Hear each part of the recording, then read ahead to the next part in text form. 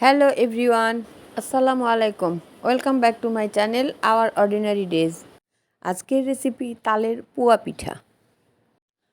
আটা 1 কাপ, চালের গুঁড়ি হাফ কাপ। এখানে আপনারা চালের গুঁড়ি 1 কাপ, ময়দা বা আটা হাফ কাপ নিতে পারেন। চিনি হাফ কাপ, তালের পিউরি হাফ কাপ। সব কিছু ভালোভাবে মিশিয়ে নিব।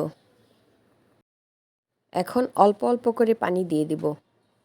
একবারে পানি দিব না, অল্প পানি দিব, আবার মিশিয়ে নেব। এখানে আমি নর্মাল পানি দিয়ে পিঠার ব্যাটার তৈরি করেছি। একবারে পানি দিয়ে দিলে ব্যাটারটা বেশি পাতলা হয়ে যেতে পারে, এই কারণে আমরা অল্প অল্প পানি দেব। মেশানোর কাজটা আপনারা চামিচ দিয়েও করতে পারেন। এমনভাবে মিশিয়ে নিব যাতে কোথাও কোনো দানা দানা ভাব না থাকে। তো জোরে জোরে ফেটে নিব। আমি একটা চামচ দিয়ে দেখে দিচ্ছি এর ব্যাটারটা কীরকম হবে। 30 মিনিটের মতো ব্যাটার আমরা রেস্টে রেখে দেব। চুলায় একটা কড়াই দিয়ে নিয়েছি, তার মধ্যে তেল দিয়েছি। তেলটা গরম হয়েছে, এখন এর মধ্যে আমি ব্যাটার দিয়ে দেব। তেলটা গরম হয়ে যাওয়ার পরে আমরা অর্থাৎ চুলার জালটা লো আর মিডিয়ামের মাঝামাঝি থাকবে। তেল যদি অতিরিক্ত গরম হয়ে যায় তখন পিঠা দেওয়ার সঙ্গে সঙ্গে পিঠাটা পোড়া লেগে যাবে, কালো হয়ে যাবে। কেউ যদি একটু শক্ত টাইপ পিঠা খেতে চান তাহলে চালের গুঁড়ি 1 কাপ, ময়দা হাফ কাপ দিতে পারেন। আর আমি একটু নরম খেতে পছন্দ করি, তাই আমি এখানে 1 কাপ আটা দিয়েছি আর হাফ কাপ চালের গুঁড়ি দিয়েছি। কেউ যদি আরও বেশি নরম খেতে চান তাহলে পুরোটাই ময়দা দিয়ে করতে পারেন। তালের পুয়া পিঠা খেতে খুবই ভালো লাগে। আমরা সবাই এই পিঠাটা পছন্দ করি। পিঠাগুলি ফুলেও উঠেছে। পিঠাগুলি আজকে একটু লম্বাটে হয়ে গিয়েছে।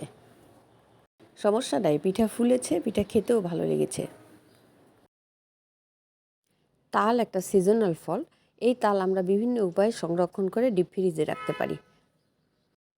তালের রস আমরা জাল দিয়ে একটু ঘন করে তারপরে একটা বক্সে করে ডিপ ফ্রিজে রেখে দেব।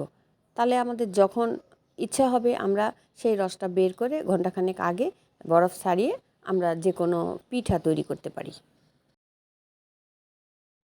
ভিউয়ার্স, এই রেসিপিটি যদি কারো ভালো লেগে থাকে তাহলে প্লিজ একটা লাইক দিবেন, সাবস্ক্রাইব করবেন, পাশে থাকা বেল আইকন বাটন অন করে রাখবেন। আপনাদের এতটুকু সহযোগিতা আমাকে হয়তো বা ইউটিউবে একটা নিজের অবস্থান তৈরি করে দিতে পারে। দিনে দিনে আমার এই ইউটিউব চ্যানেলটা গ্রো করতে পারে। আপনারা ভিডিও দেখেন বলেই আমরা পরবর্তী ভিডিও দেওয়ার উৎসাহ পাই। একে একে আমার সব পিঠা তৈরি করা হয়ে গিয়েছে। তৈরি হয়ে গিয়েছে তালের পুয়া পিঠা। পিঠাগুলি ফুলে উঠেছে, খেতেও মাশাআল্লাহ ভালো হয়েছে। যাদের এই রেসিপিটি ভালো লেগেছে আপনারাও এরকমভাবে তৈরি করে খেতে পারেন। ভালো লাগলে কমেন্ট করতে পারেন।